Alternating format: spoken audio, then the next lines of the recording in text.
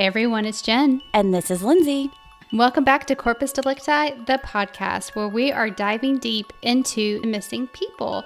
So in this series, we explore people who went missing and have not been found. But this week, we have a very inspiring episode where normally we just honor our victims or we remember them.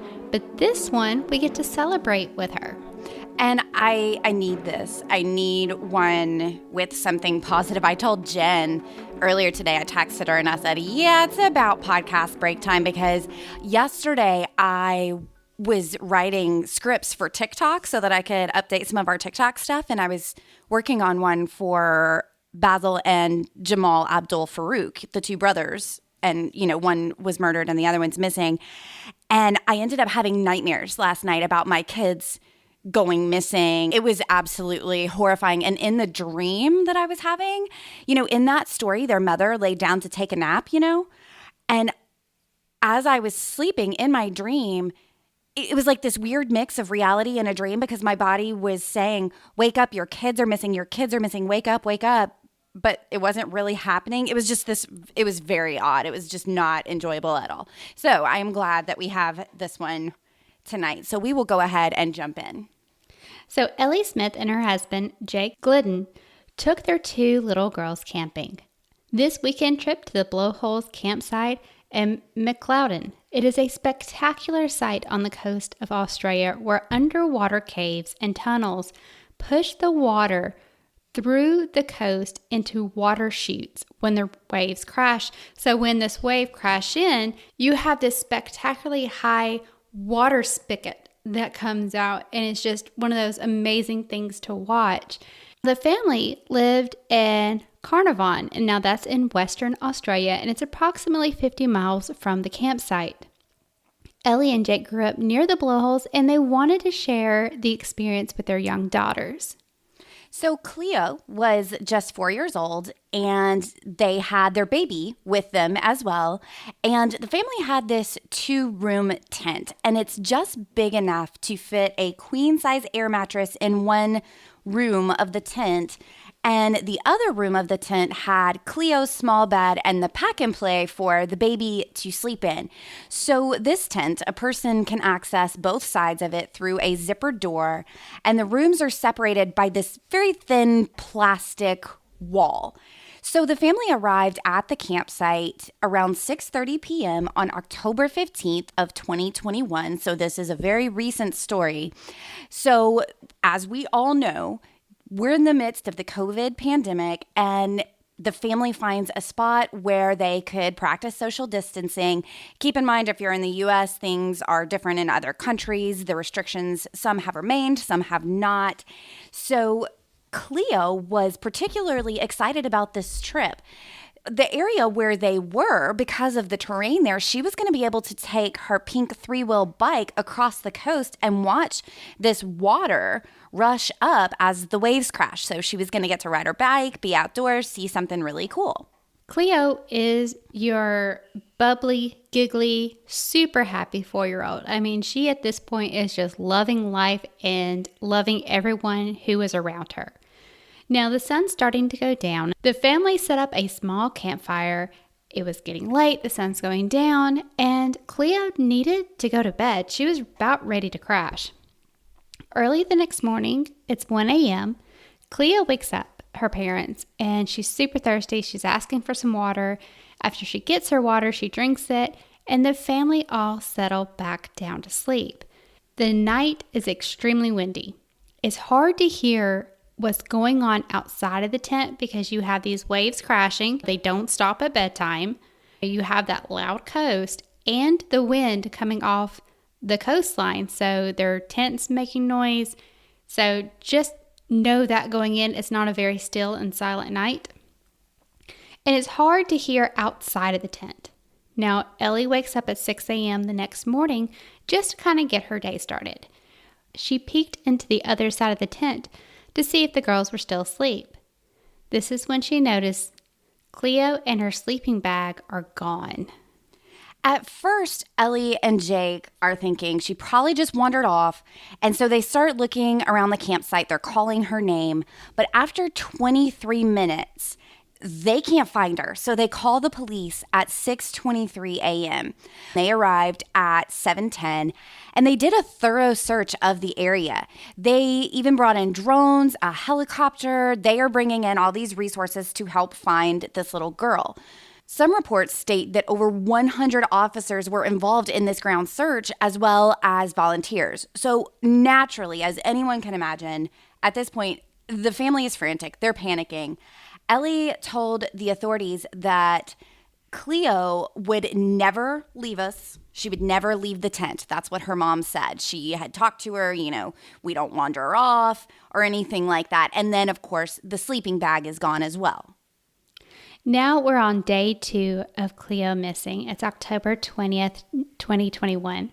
The acting deputy commissioner, Daryl Gaunt of the Western Australia Police Force, said that claims that the case was being treated as an abduction were not correct, explaining that the case was being treated primarily as a search and rescue operation. This isn't entirely true because after the investigation of the campsite was complete, and Cleo was still unable to be found, the police believed it was an abduction, to the point that Inspector John Munday said on the same day that the zipper on Cleo's tent was opened higher than she could have possibly reached, stating that the positioning of the zipper is the primary factor that gave rise to the concerns about her safety. This zipper is 6 feet tall, 5 or 6 feet. We're talking an adult tent. There's no way, unless you were to climb on the pack and play, but the pack and play was closest to the mom and dad against that thin fabric wall. Right, it was not near that zipper. So the zipper on the door on the girl's side went all the way to the top of the tent. So like Jen said, this is an adult-sized tent. This is not a kid's play tent. So picture in your mind just an everyday 2-room tent. There's a zipper door on either side. It runs along the edges, and it makes that arched entrance. So it's not, you have to zip it all the way over, if that makes sense, since it has that arched entrance. As a 4-year-old, if you just want to get out, you're not going to zip it all the way up. You're going to zip it to your height, and you're going to crawl through. So police scoured the site for potential evidence, and they took swabs from the zippers, and they took pictures inside and outside of the tent.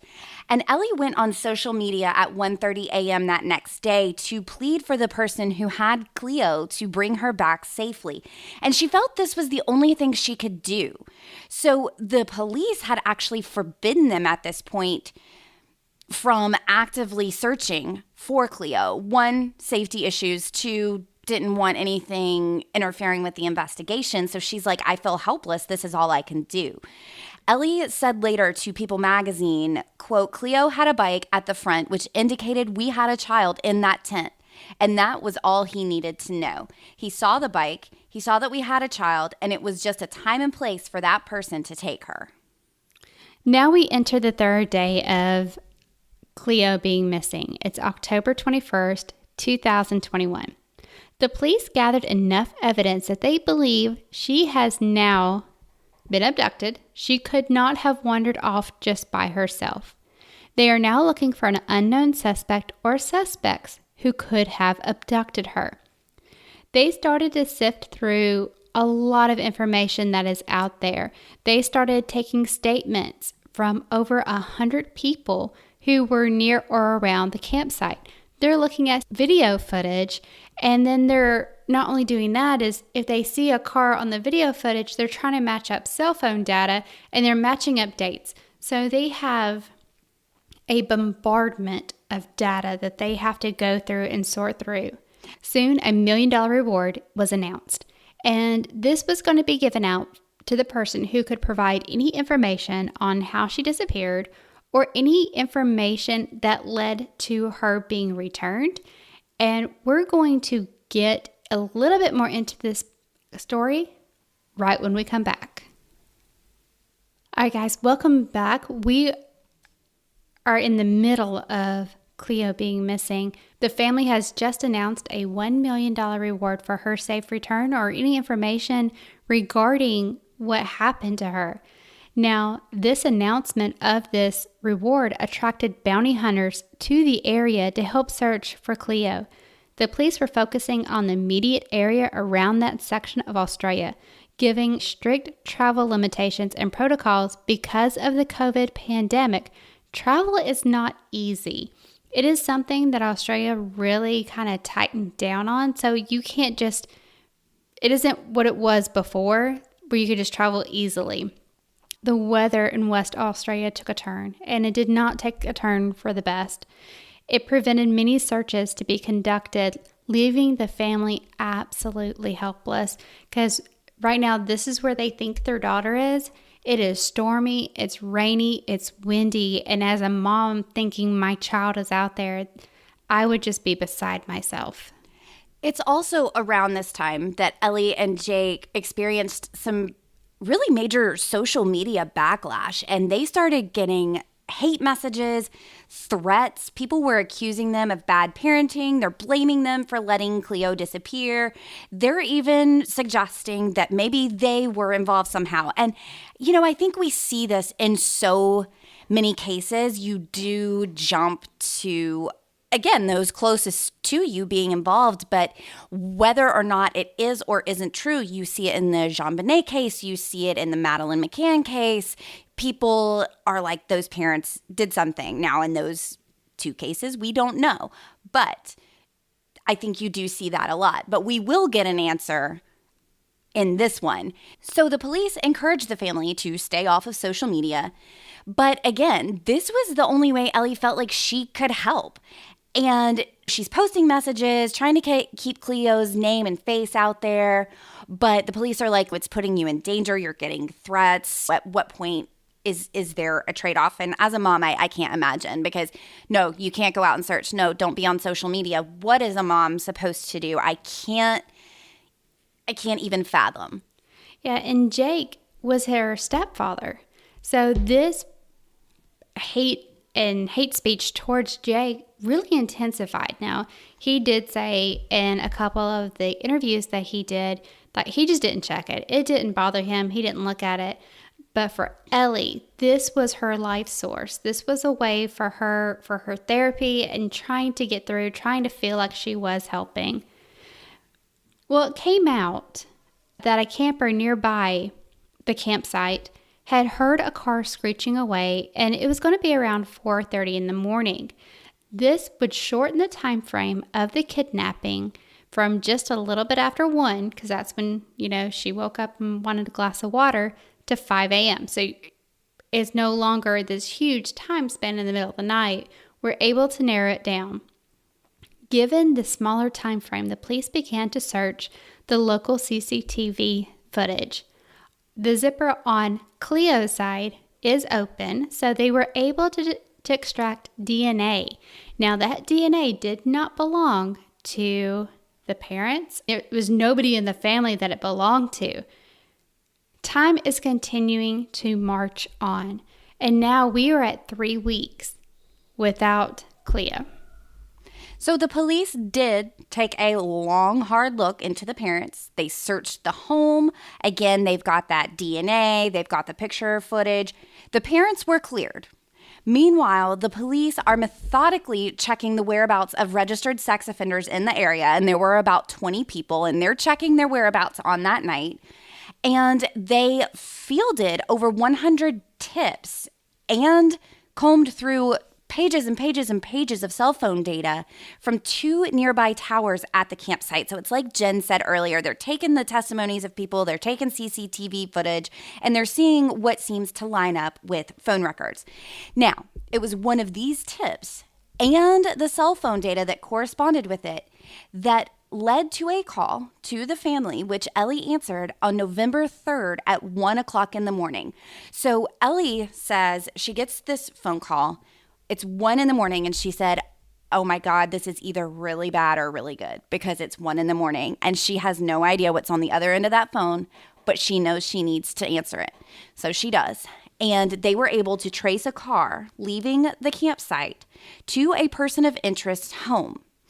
Cleo had been missing for a total of 18 days when Ellie answered that call. And on the other line was a police officer saying that her daughter was located and she had someone who wanted to talk to her. It was the sweetest moment. If you can go to our YouTube or go and just search it on Google, this little girl, Cleo, is being held by a police officer, and this other guy, another police officer, comes and says, "Hey, who are you? What's your name?" She goes, "I'm Cleo." Yeah. It just melts your heart. I'm so glad they were able to capture that. And they let her talk to the mom on that phone call. So instantly, like, her hesitation and her fear of answering that phone call is hearing her baby's voice. And it's just, oh my gosh. It's like, I'm like tearing up. It's just, I can't imagine the relief. The night of the rescue, she is unharmed. There are no bruising. There's no cuts. There's no signs or outward signs of physical abuse. So that is a small win there. The police had raided the home of Terrence Darrell Kelly. He lived just a little over 4 miles from Ellie and Jake. He was watching all of this news coverage, and he was just 4 miles away from the parents, which is, when you don't know where your child is and then you find out they were just 4 miles away from you, that is psychological torture right there. So what happened is, when the police were conducting surveillance operations on Terrence's home, the morning of November 3rd, Terrence left his home. Now, he did this often, whether to go gambling, whether to go get snacks or food. Well, he left, and the police pulled him over a block away, and they started to detain him. Another set of officers raided his home, and they found Cleo. She was in a locked room in the back, and she was found playing with toy cars. But it gets a little weird here.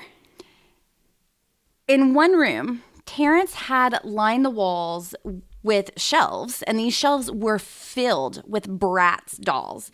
So the police were very sensitive not to comment on this, since it may have come up in trial or, anything of that nature.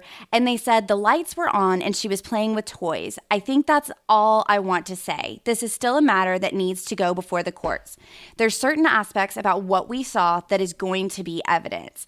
And they went on to review Terrence's social media pages, and it's just covered with all these posts about toys. And there's a video of himself inside the room with these shelves of Bratz dolls. And in April 2020, he wrote that he took a doll for a drive in his car, and he captioned it, "I love taking my dolls for a drive around and doing their hair and taking selfies in public." So obviously this is not normal on the surface. I mean, collecting and certain things, that's one thing, but driving around and stuff like that starts to make it a little strange. So when Ellie and Jake arrived at the hospital, they noticed that Cleo's hair had been colored and cut. So they end up learning that this guy was trying to disguise her appearance. Ellie said that, quote, "I was just angry that someone tried changing her to kind of fit what they wanted." She said that she got pink put into her hair and then washed it out. She said it didn't work, and we had then to get her hair cut again. He wanted a little doll, end quote. So this Terrence, when he abducted her, he saw the pink bike. He knew there was a little girl there. He snags the little girl, and he thinks that he's going to treat her like a doll. The best news was that Cleo was unharmed and not assaulted in any way. She had been actually pretty well fed too. I mean, he was taking care of her, but he would often leave her at the house locked into a room because he was taking trips to the store to buy diapers. He was a big gambler, so he was leaving to place bets. Neighbors would tell the local newspapers they described Mr. Kelly as a loner who lived in his public housing property by himself. This is a quote from one of the neighbors. He said, He's been acting a bit strange lately. He would get in his car driving fast. He doesn't have his dog out in the front. He had his dog out in the back. But for all this week, he has had his dog out in the front and he's been acting weird. So his behavior has changed. I'm wondering why moving the dog from the back of the house to the front yard. Yeah. Maybe Cleo was in the back and it was riling up the dog, so that's why he had to move it. That's what I'm thinking, because that room, it said, was in the back of the house. So that's what I would imagine. So Terrence did admit that he saw the campsite and he saw that 3-wheel pink bike, and he knew that there was a little girl in there, and that quickly became his target. So their mom was absolutely right in what she thought. So he says that at first he unzipped the side of the tent that the parents were sleeping in, and after he watched them for a minute, he left the tent door unzipped and walked over to the other side. That is so creepy. He stood there and watched them for a minute. This was not instant where he was like, oh crap, adults, and then turned around and went to the other side. No, he stood there and watched them. That gives me chills all over. But with it being so windy and over the waves, there's no way that... Yeah, they couldn't hear. Oh, but if they had woken up and saw a strange man just staring at them. Oh my gosh. It's horrifying. So then he walked over to where Cleo and the baby were sleeping. He picked her up in her sleeping bag and took her to his car. When Cleo woke up, he told her that she was going to spend some time with him and play at his house. So he says, your little sister is sick. Your parents are going to take care of her. And once she's better, I will take you back. Now, he is charged with a couple of counts of forcibly taking a child under 16. And he was charged with that the day after they picked him up on November 4th, 2021. During this initial court appearance, he did not request bail, and he was taken to one of the local prisons. A big mistake had taken place the day before in the media. So a local news outlet, the 7 News, wrote that Cleo had been taken by a different person, and they named that person.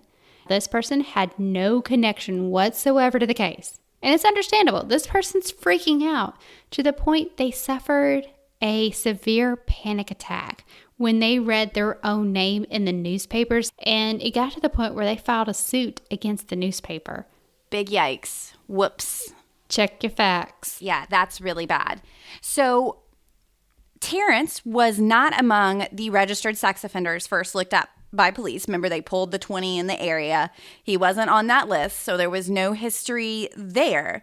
But he was included on a second, longer list because he had visited this campground previously, and his name had been on lists. He went there often. So when he was out there this time, he saw the pink bike and he was like, now's my chance. So they had him on a list throughout the investigation. So you've got that. Then you've got the report of the car screeching. They check the CCTV footage, and they check the phone records. And that's how they found him. Interesting, too, is the fact that those tires were squealing is what made the person at the campground remember that time frame. And then you also have the neighbor who said that recently he had been driving erratically and driving fast as well. So back to Terrence. He pleaded guilty to the kidnapping. They were not expecting that. They were expecting this to go full on, but he did plead guilty to the kidnapping.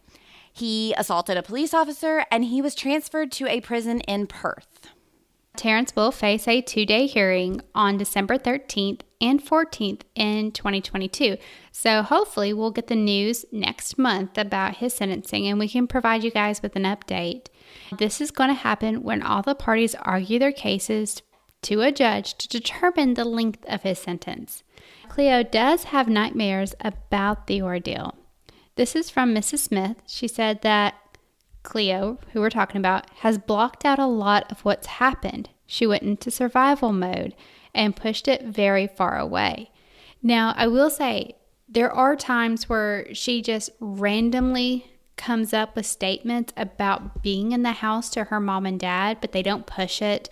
They're very gentle with it. They kind of just nod and just take it in, because what they don't want to do is re-traumatize her. Absolutely. It sounds like in a lot of the articles that they're doing a really great job, because they do recognize that it's sensitive. And their mom, Ellie, made the comment at one point that we're going to be dealing with this for a long time, and it may be a long time before we have all the facts, or we may never have all the facts. But she said, our job is to help her process it and help her through it. But she said that little Cleo loves the attention, and people will come up to her in public and be like, "Hi, are you Cleo?"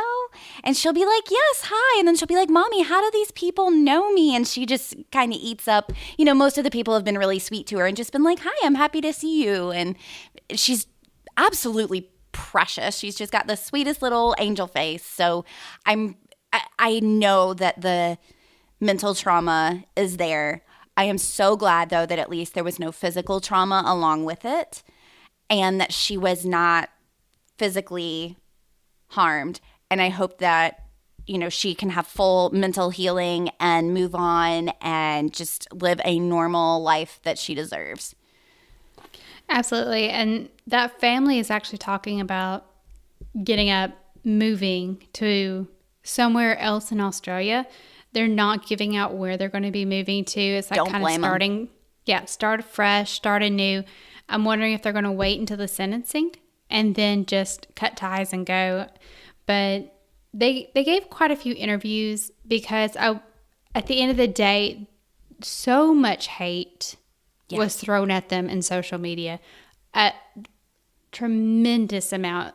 There were people out there calling for their arrest, and just totally armchair detectives who got really passionate about this little girl and just assumed and went with those assumptions. And can you imagine the absolute terror of your child being missing and then having that thrown at you as well, people accusing you, and in this case we know for a fact it was not them, and to have to see all that and deal with that on top of it is, I just can't even begin to imagine. And what the heck did they do wrong? Nothing. They were camping.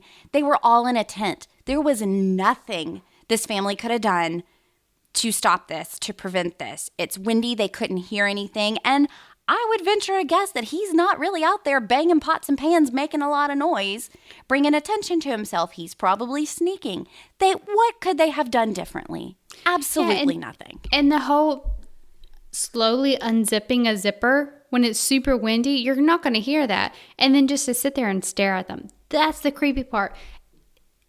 The other creepy part is the dolls. Yeah, I am surprised that he didn't argue mental defect in some way. I wondered that as well.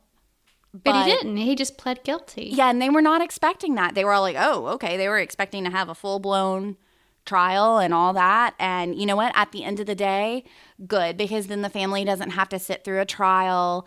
And they would probably need some of her testimony to confirm what did or didn't happen to her. And there is no sense in re-traumatizing that baby. Right.